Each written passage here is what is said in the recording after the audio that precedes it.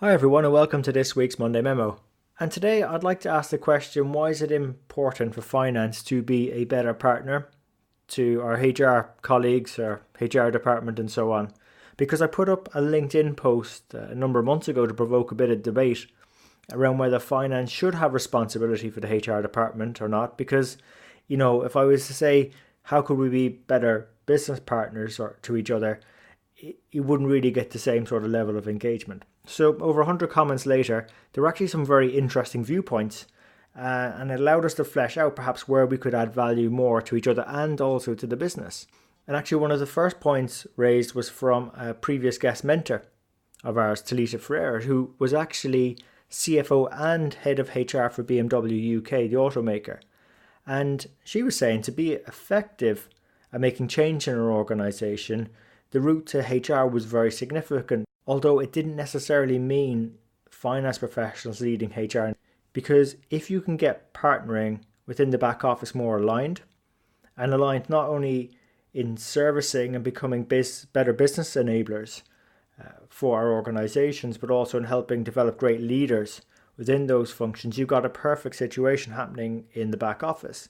And from there, you can then drive the organisation by partnering with the front end or frontline teams like operations and sales. And for Talita, it was really about three things: strategy, purpose, and people. And of course, in finance, we can help around the accountability on the purpose side, whether that's the profit number or from a not-for-profit perspective, the non-financial key result indicators, or the HR team. They can help ensure the right people are on board, are coming on board. And then the two of us, the two teams, HR and finance, can come together for the execution of strategy from that perspective. And there was another comment actually that linked into this, and that person, their hope was that HR could work in better partnership with finance.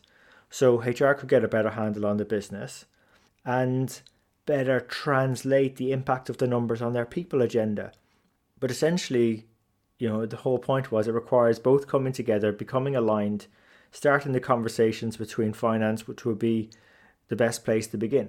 Now, the general view from those making the comments was that, yes, it is possible for HR and finance to work on the one function, but that HR was a bit too important on its own and needed its own specialist function. Because if you think about it today, it's even getting more prominence, and some chief HR leaders, human resource leaders, are ending up on the board table as well.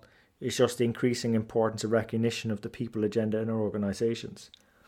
Another good point was actually made by another guest mentor, Johannes Vogel, who said that we really need to get our own house in order first. Because if you think about it, in these current times, business models are shifting so rapidly. Demographics are shifting. Generations of Y, Z and different types are coming into our organisations. The business contexts are changing. So from a HR talent point of view, and also from a competitive point of view, which business models, which types of people do we need to support? And if we look at our own organizations and finance, CFOs, for instance, are finding themselves in a position where they're having to think about what their finance teams need to look like in 3 to 5 years' time, versus where we are today. So once we get that sort of image, our CFOs have that image, then we need to sort of think, how can we help our people get there? What type of people do we need on board? What requirements are we having from the business? And how can we go best support them? Have we got the talent to go and support them? And yes, I'm sure a lot of it's about getting the basics right, getting our homework done, getting the right systems and so on ready. But I don't think we're going to get there or be credible in working with other organisations if we haven't got the human resource team helping us get our own house in order first. And then as we start to work with the rest of the business, there are common areas where we can help. There was another comment actually on the post which mentioned how both the costs and people actions are under our own control. So if we can resolve our own motivation, productivity, stress and attrition issues in finance, if we can sort of do that better, then other organizations might take us more seriously when we talk about human resources. And a lot of those items, they may not necessarily be seen so much from a cost perspective, but they are huge cost items for companies and organizations, particularly from an opportunity cost perspective. And finance and HR can play a huge role together to make a difference in that. There was another guest mentor who mentioned about the Farmer Stevenson review. And I think that their work was summarised in a white paper called Thriving at Work. And the numbers were in British pounds. But they were saying in the report that the cost of absenteeism was about £8 billion sterling. The cost of staff turnover was £8 billion sterling a year within the UK, and it worked out at about £1,500. So just under $2,000 perhaps per year cost was attributed to maybe the lack of mental health or lack of mental well-being in our organisations. So hard to quantify, but perhaps high cost, that's perhaps unseen, and something we as finance and HR could perhaps bring more to the surface. And on the more practical side, just from my own experience, I remember a time where the operations team, it was a service operation, needed to hire some mid-level engineers because its recent graduates were too inexperienced and had quite a few number of staff who'd been hired many years ago about to retire. And the thing is, if you didn't have the right mix in the team, there was a threat that customer net promoter score or CSAT would drop. And these actually have a direct link on the future profitability of the business.